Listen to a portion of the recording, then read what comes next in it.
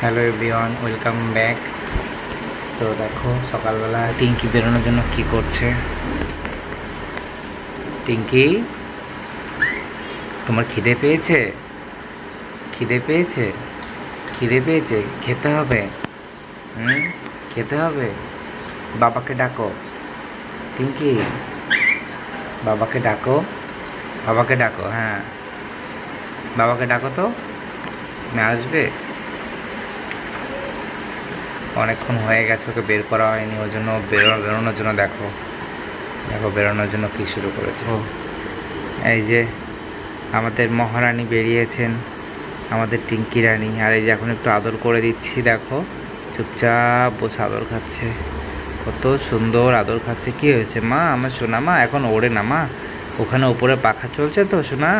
টিঙ্কি, টিঙ্কি, উপরে পাখা চলছে না, এখন যদি তুমি ওড়ো পাখাতে লেগে গেলে কি হবে বলো মা, তাই না?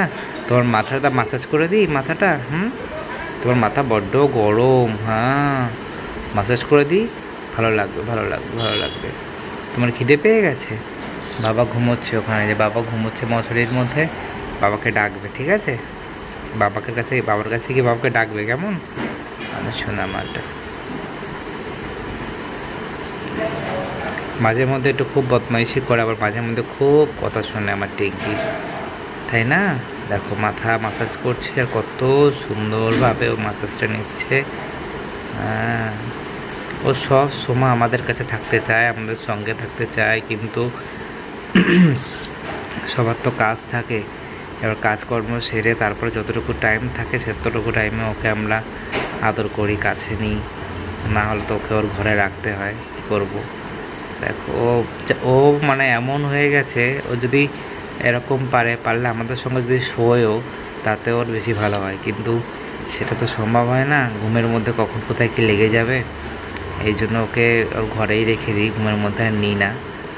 ওর বাবা আসার পরে এই যে কদিন ধরে ওকে স্নান টান করিয়ে দিচ্ছে, কত সুন্দর হয়েছে চেহারাটা দেখো।